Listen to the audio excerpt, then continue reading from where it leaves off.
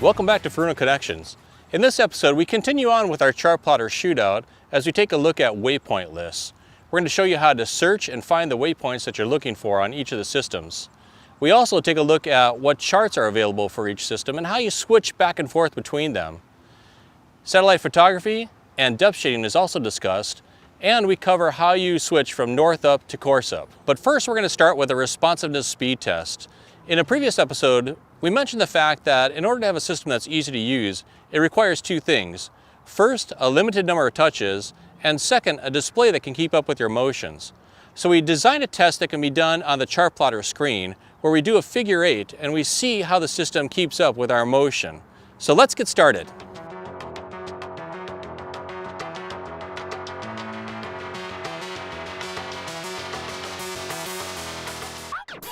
So with TZtouch3, we've got a quad-core processor and plenty of memory to have enough speed to do whatever you want to do. The machine will always keep up with you. There's no lag. We conducted the speed test on all 4 systems, and as you can see, TZtouch3 and System C kept up with the figure 8 motions. System A kept up for a while, then started to lag and finally froze. System B lagged behind the figure 8 motion the entire time.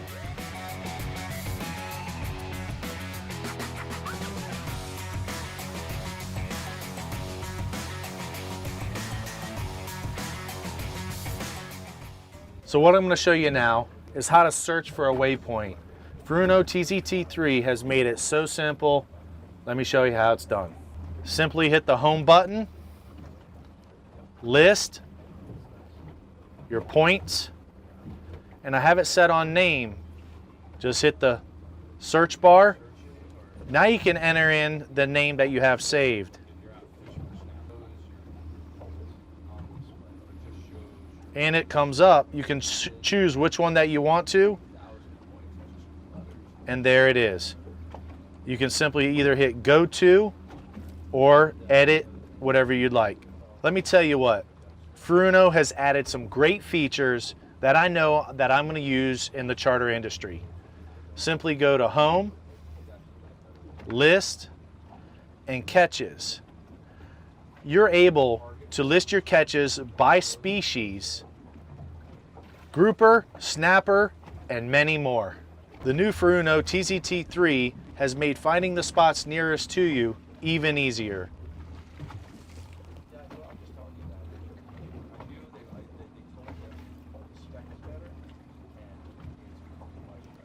These are the spots that are nearest to me, and if you want to see the ones furthest away from you, just hit range again, and it's going to find the ones that are furthest away from you.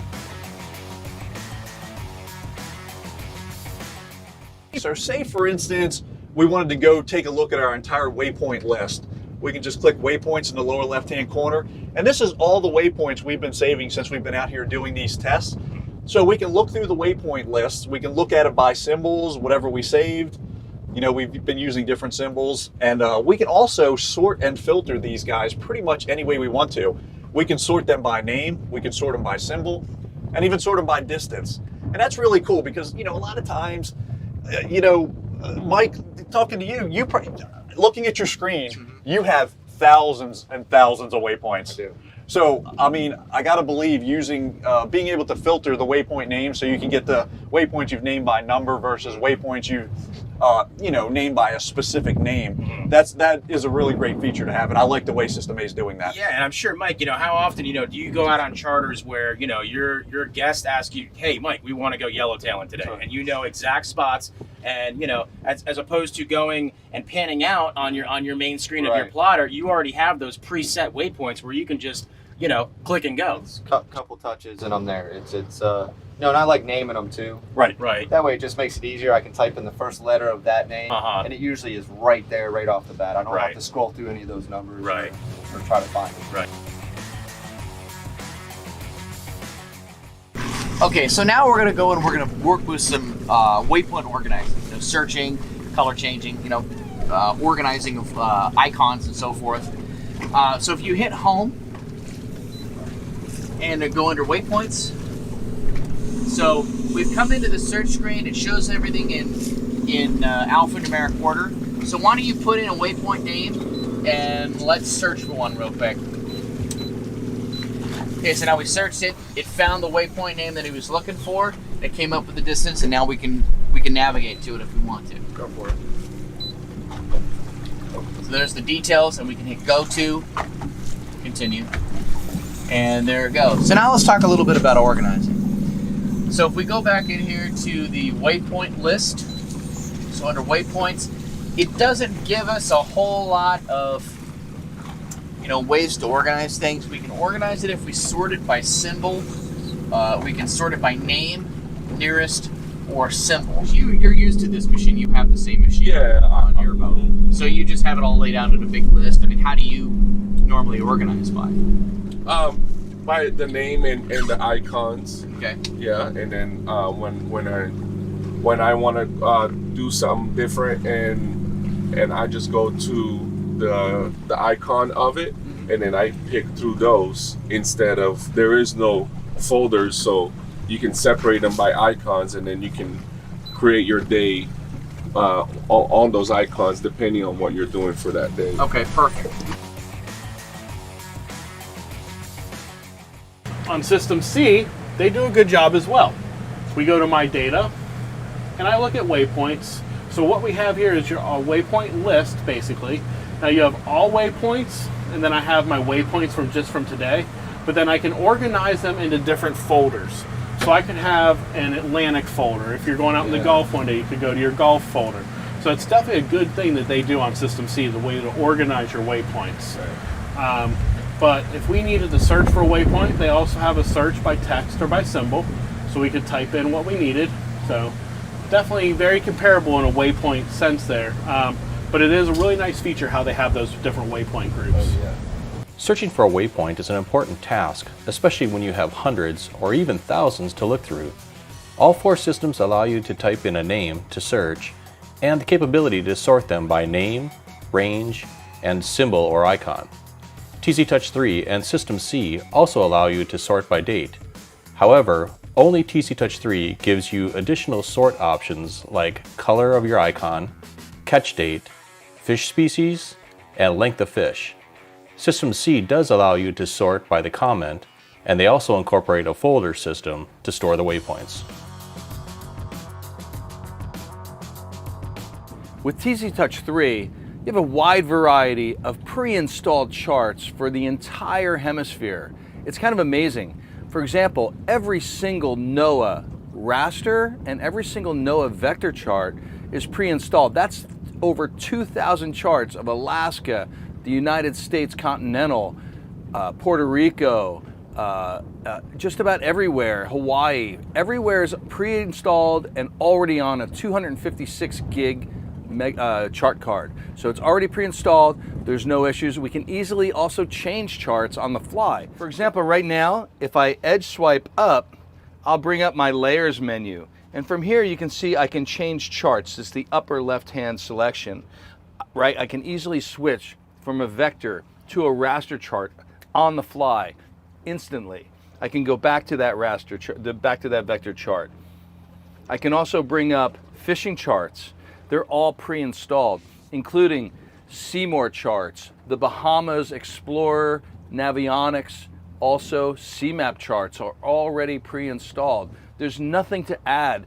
If you want to add charts, you simply have to unlock the pay-for charts that are included with the system. So no longer do you have to buy a chart and have one shipped into you anywhere you are in the US or South America even. One of the great things about the TZtouch3 user interface is just how few touches I need to interact with the machine in order to prepare or present the chart in the way I want to look at it. For example, with this edge swipe up feature, I go into my layers mode. If I want to turn on a satellite photo, it's one swipe up and one touch. Instantly, satellite photos appear. If I want to then turn satellite photos off or turn on depth shading, or for example, my radar overlay, or rings, or AIS contacts, it's still just a single keystroke. Compare that to our competitors where you have to go into menus and search and go and look for different functionalities. For example, if I want to just turn off all my points in a given area, or all my catch points, or my photos, or boundary information, again, it's a single touch. Instantly clear up the screen, do your navigation, turn the points back on, or leave them off. It's really just that simple. All our MFDs has the capability to natively go into the 3D mode. And you say, you know, do I really need 3D? It's actually quite useful in many instances. For example, I can easily touch the 3D button and lean the chart over at any time. That way, maybe if I'm running, you know, I'm running the ditch, I'm running the intercoastal in certain areas, going up and down the coast of Florida, the Carolinas. I want to have a nice, narrow presentation around me so I can see in detail, but look ahead much further. I can just touch a button, instantly lean that chart over. Anytime I want to, I can bring it back. Boom, just with the touch of a button. It's really simple. And when I'm leaned over in this 3D mode, there's no limitations. Our competitors can't do hardly any navigation functions or add or change any navigation functions in this mode. But for the TZtouch3 MFDs, I can easily add a waypoint. I can touch the machine, add a new point, navigate to it, say go to.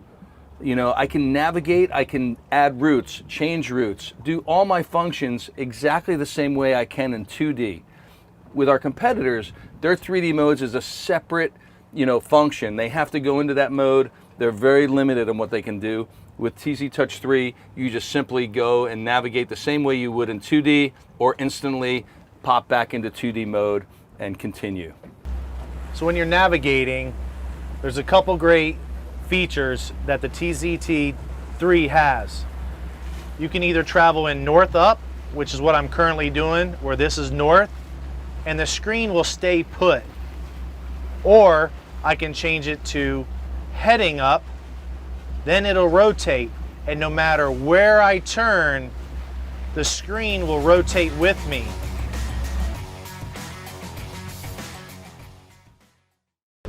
All right, guys, so now what we're going to talk about a little bit is the charts available for System A. And right now, the way we purchased System A came out of the box with a Navionics chart. And that's what we've been looking at as we've been showing you different screen captures and different pictures of the screen. We just wanted to show you some of the features of the chart available. We tap on the menu button. System A has some really cool things depending upon what you're doing. So if you're just cruising around and don't need a ton of extra detail, you can select the cruising mode. And I really do like that. Decluttered takes away even more. So that's another nice feature to have if you don't need a screen just full of a bunch of information. But if you do want a lot of information, you can go to fishing and it'll just bring more spot depths up. Yep. And also, you know, you can assign new areas and you can save this information from the screen. You know, unfortunately, out of the box, this system does not come with satellite overview. So, but you know, it does come with depth shading, right? Which is obviously, you know, a pretty good tool to have. Clearly, it gives you much more of a visual when you actually look at the screen of a color indicating, you know, deeper depths and shallower depths. Okay, let's take a look at that while we're here. So it's menu. Go up here and hit. There we go. Okay, it's layers. And it was chart. Okay, we can do that too. So depth. Yep, there you go. Okay, so now we have depth shading. If we tap on depth shading, we just turned it on and now it'll let us make some settings and we have to choose our depth range. So I'm not going to make any changes here because we do have, right now we're set to a color of, I guess that's purple. Let's change it to something more highlighting, so we'll call it red. And on default it says minimum depth of 30 and max of 40. So obviously that's something we would have to change. So okay, so let's just go out here and take a look at it. Yeah. Say back. Okay, so now we're at our normal screen, and don't see any changes. Yeah, I don't see any changes here. So let's go to an area. Okay, we're definitely in the 30 to 40 foot range over here, and it is not changing it red. I'm not really sure why that is. So, you know, if you haven't seen depth shading before, one of the, you know, I'm used to Furuno units, okay? Right. And generally, once you set it up. Yeah, I mean, on the TZT3, you know, to add depth shading to the unit, it's a simple bottom side swipe up, and it gives you the option of depth shading on or off right there. So while we're still standing here, let's bring our cameraman Mikey around. Mikey, can you just spin around to see this? Because this is what my expectation is when I'm using depth shading on a Furuno unit. So let's take a look at the Furuno TZT3. If we swipe up from the bottom and we choose depth shading, and this is just out of the box, I haven't changed anything. That's how I expect depth shading to come on.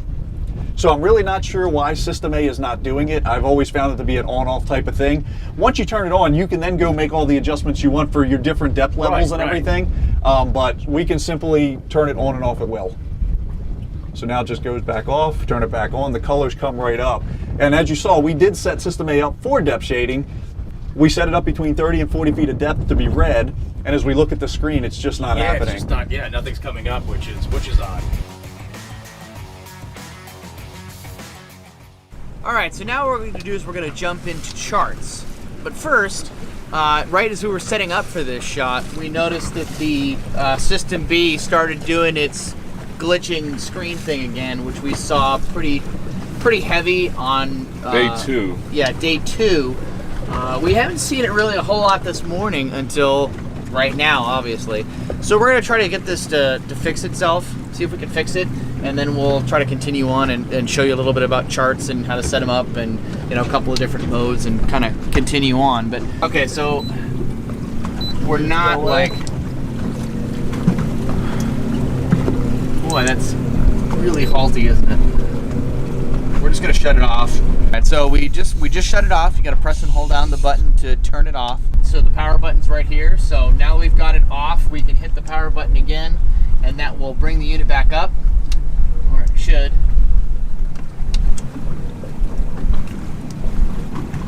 Okay, we may have locked it up.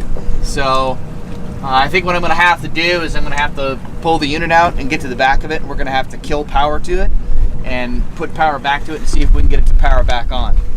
So this unit has, System B has the ability to read the NV digital raster charts and the CMAP US enhanced vector charts, and then any of the accessory like Navionics Gold Plus, Platinum Plus, the CMAP and an N Plus vector chart cards that you can buy as an accessory.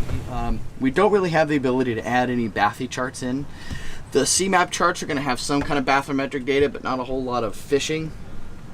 And then satellite photos are part of those chart cards, so they don't come preloaded, and you really can't download and add more like you can with TZtouch3.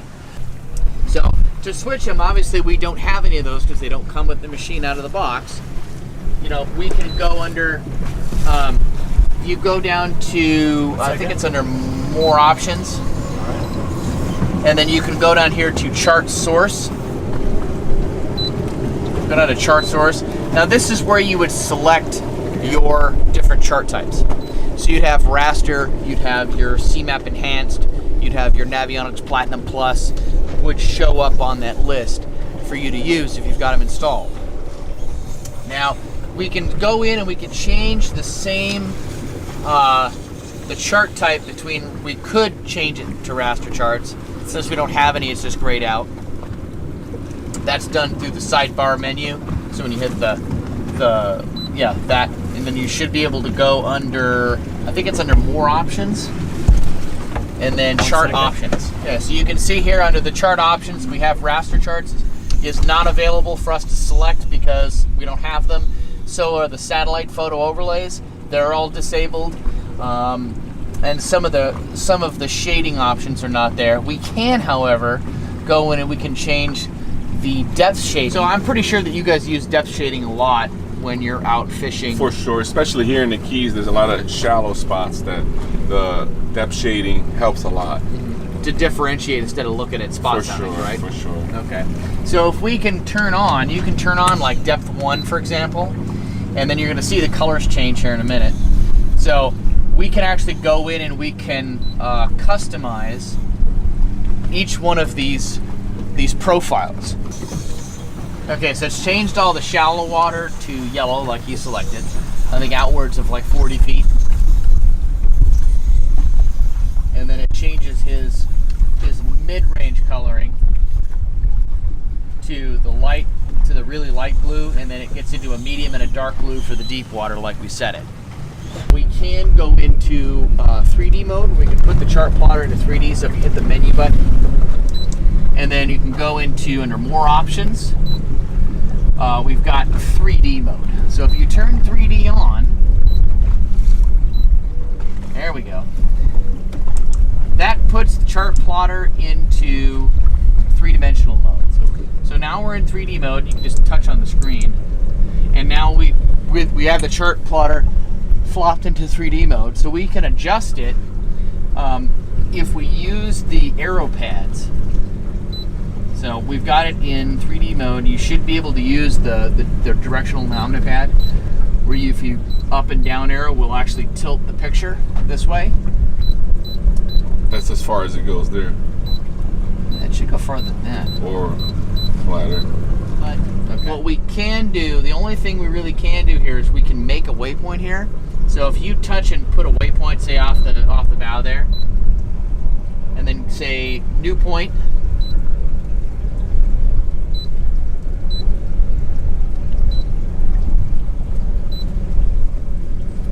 So you can make a waypoint and it will put it, see it put it underneath the boat here?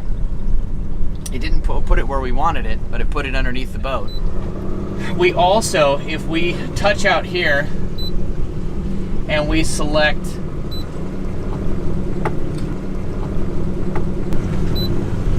so if we select go to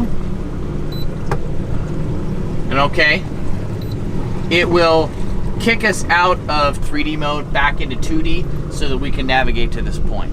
All right, so now the other thing we can do is we need to, be able to switch your orientation, because most charts are drawn north up.